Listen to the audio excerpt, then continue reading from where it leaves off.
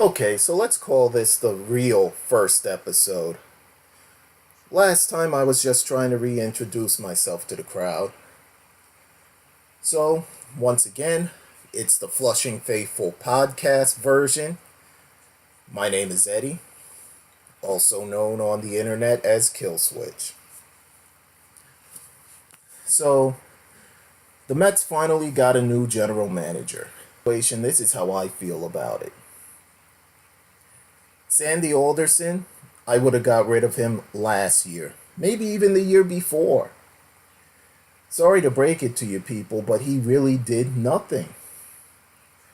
Almost everything he did was based on players that Omar brought in.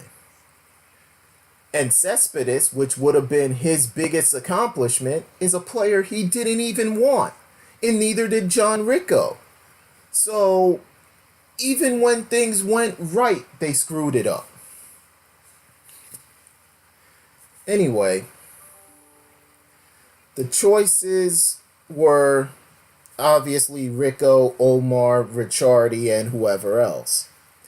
Brody Van Wagenen was way out of left field. Did not even expect that after his declaration on Jacob deGrom. Oh, by the way, give deGrom a contract.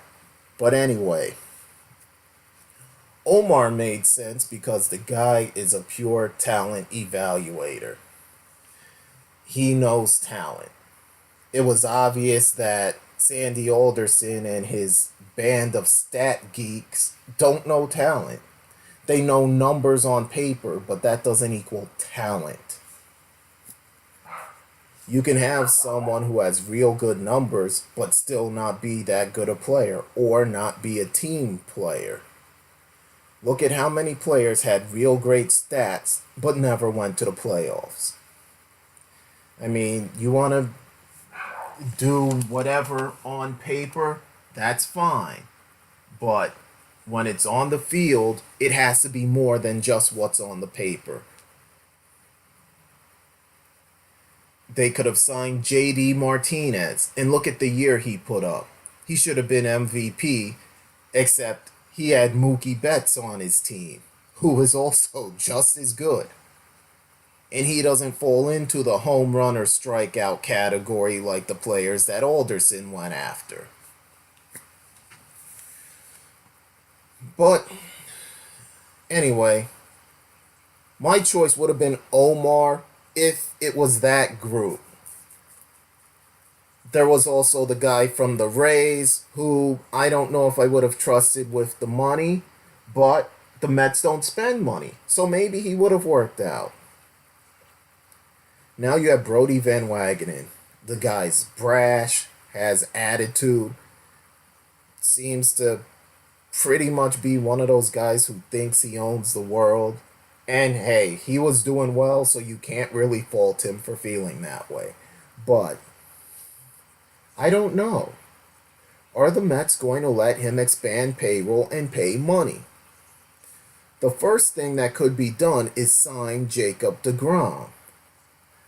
And what I would have done is I would have signed him last year undervalue because he looked like a player. But of course, Sandy Alderson doesn't do second generation contracts, as he said. That's why if he was in charge, David Wright wouldn't have been a Met. He would have been done after that Omar contract. In Oakland, only one of the pitchers got a contract and the others were traded. Which looks like what may happen here with Noah Syndergaard. And that is pretty stupid if they do trade him. You want to give Brody a chance to make a mark, sign deGrom to a contract, and keep Syndergaard. The only other thing that I can think of is a big trade. But who do the Mets have to trade? Most of the players they would trade are players that are part of their future, like Jeff McNeil, Peter Alonso. I mean, you can trade off the lower level prospects like Dunn, Jimenez, Peterson, whoever else I'm not thinking of right now. Somehow, some way, Brody's going to have to make his mark. But it looks like the first thing is going to be a trade and not a contract.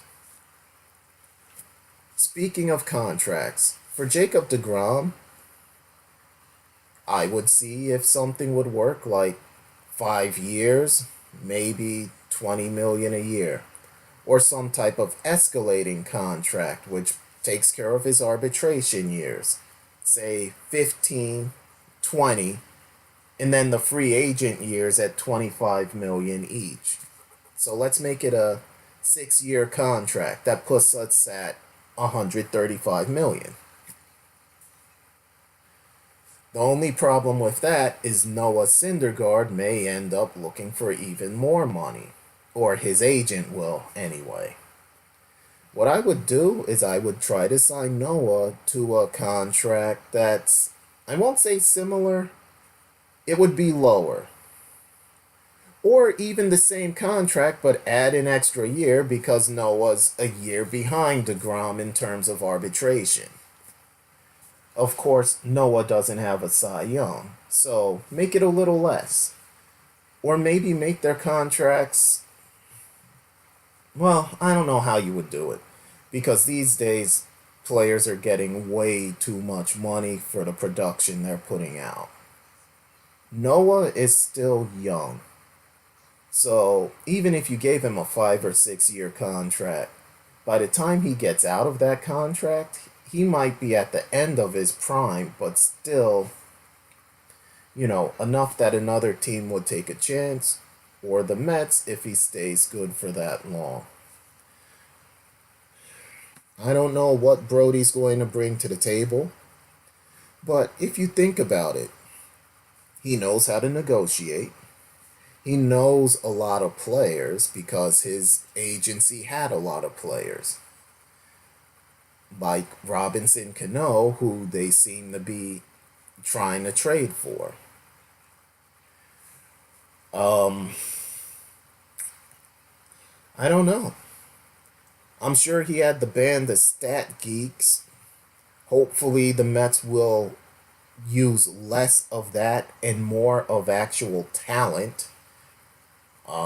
What else would you have? Contracts he can do, but he can't really talk to the players that he had at his agency. I mean, he can, but it would be really awkward, and that's why the Mets are trying to protect against it. But it's a problem for the Mets because his agency pretty much has about 25% of the 40-man roster. And I believe all of them are still with CAA. I could be wrong on that. But I don't think anyone changed agencies. Either way, Brody has his work cut out for him. Do I think he can do it? Yeah, I think he'll be fine as long as ownership lets him do what he needs to do to put a winner on the field.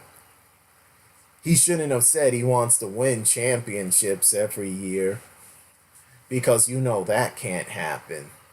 But as long as you put in the effort, Mets fans will be there, and they've shown that in the past. Just make some good moves. Oh, and get rid of Jay Bruce, Todd Frazier, and whoever else. Alright, well, it's been a while since I've been doing anything in podcast format. I think that was a pretty good first episode, but let me know what you think. Maybe you hate it. Maybe you don't like my view. Well, say something in the comments. Let's talk.